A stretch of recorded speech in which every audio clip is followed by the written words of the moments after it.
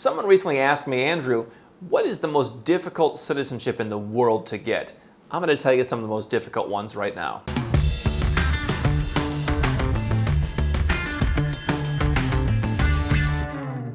Hi, I'm Andrew Henderson. This is Nomad Capitalist. We're the channel and the company that helps 7- and 8-figure entrepreneurs and investors legally go where you're treated best. You can learn more at nomadcapitalist.com.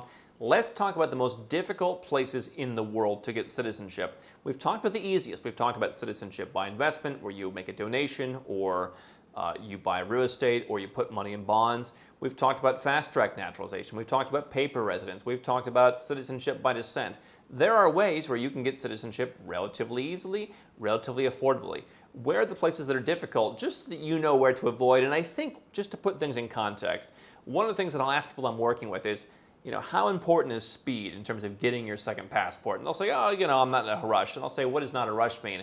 I don't know, 9 months, a year. That's a rush in terms of citizenships. Let's take the example of one of the countries on here, like a Liechtenstein or a San Marino. You're going to be waiting decades before you get these passports, and you're going to have to live there, learn the language, in some cases be voted on to make sure that you've become one with the people. That's difficult. Now, difficult, hard, it depends on what you're trying to accomplish. Why do you want a second passport? Obviously, what we talk about here for 7- and 8-figure entrepreneurs is you want not only a plan B against an insurance policy against chaos in your country, rising taxes, fewer regulations. Maybe your country shuts down your passport because they think you owe them taxes that you actually paid. I've seen that happen before. I'm not saying don't pay your taxes. I'm not going to say that. But I am saying that sometimes they make a mistake. They could impose regulations and restrictions on you. If you don't do this, you don't get your passport, right? So that's what we're trying to mainly protect against here. But obviously having a second passport gives you a ticket to a better lifestyle, more travel, all that kind of stuff. The question is, what are you willing to do to get that?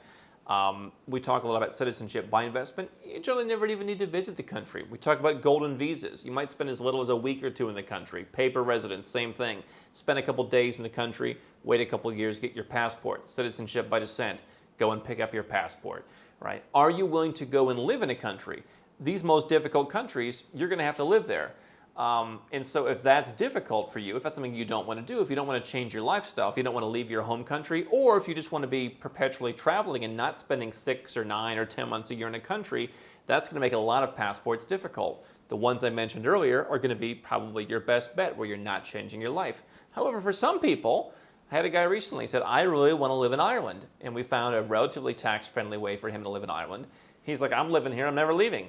Well, what would be a difficult passport for many is not going to be difficult for him because he already speaks English.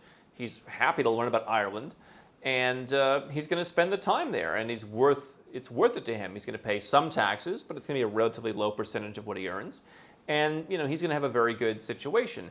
Again, for many people, that would be hard. Now, let's talk about some specifics where it's just hard no matter what, right? I mean, assuming that you already speak the language or you're willing to learn the language, assuming you're willing to spend time there, these countries are still hard. Continents in general, Asia, generally pretty difficult. Why? Not as immigration friendly. I mean, countries like Thailand, very proud of their unique status. They don't want people.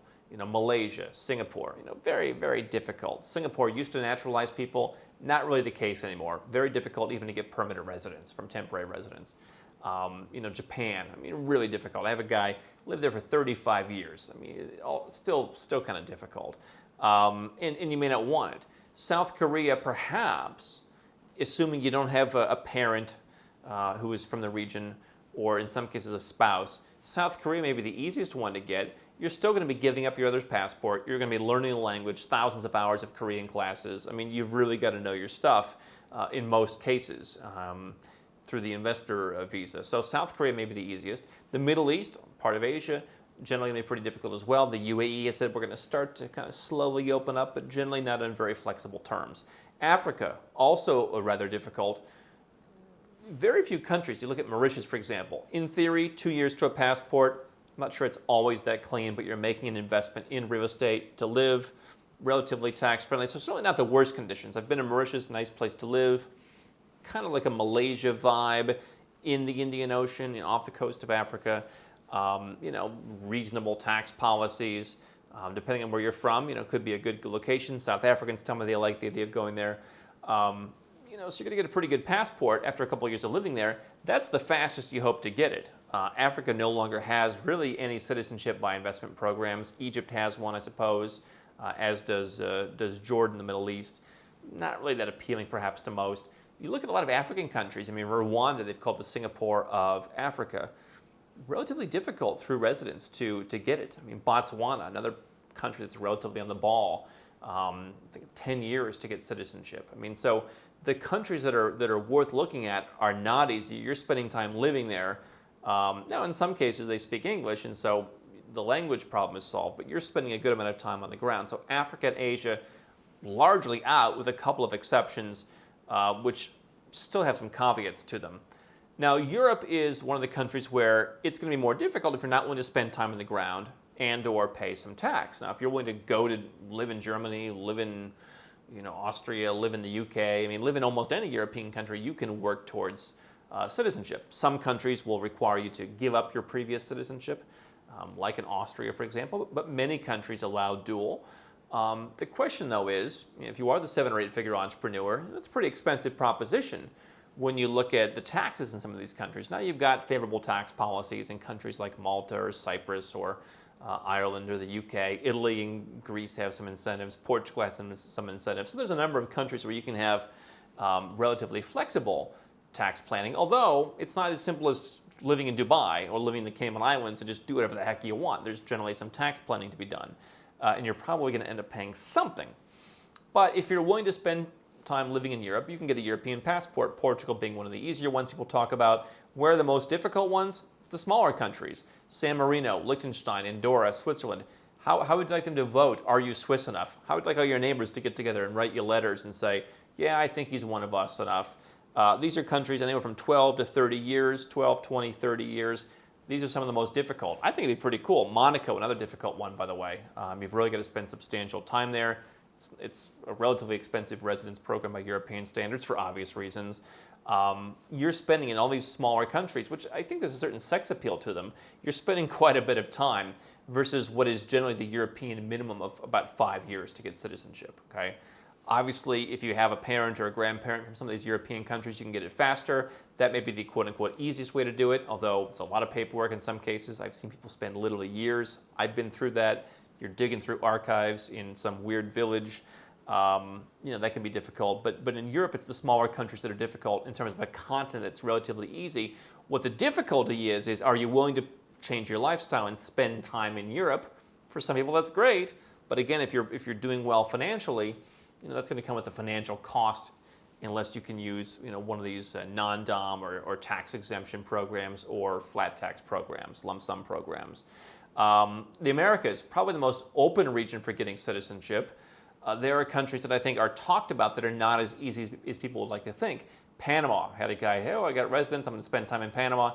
I don't believe you'll get Panamanian citizenship. I started saying that long before anybody else did back in 2016. And now people have kind of started to come on and say, yeah, Panamanian citizenship pretty difficult. Good residence, more expensive now than it was a couple months ago. Good tax plan. But difficult citizenship to get as much as it's a very good passport. Uruguay, I was criticized back in 2015 for saying it was difficult. If you move to Uruguay lock, stock, and barrel and you and your family never leave for years and you learn Spanish fluently and you convince the judge that you're like the most upstanding citizen, sure, you've got a decent chance. If you're looking to be in and out, yeah, I don't think you've got a great chance. I think that's one of the more difficult ones to get. I think Chile is going to be one of the more difficult ones to get in the coming years.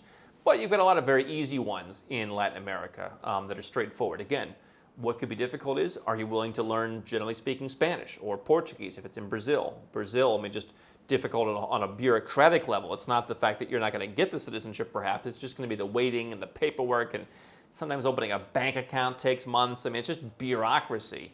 So bureaucracy plus the runaround, plus the language requirement for some may be what makes it difficult. In the Americas, in a region that's generally speaking, with some of these exceptions, I think relatively open.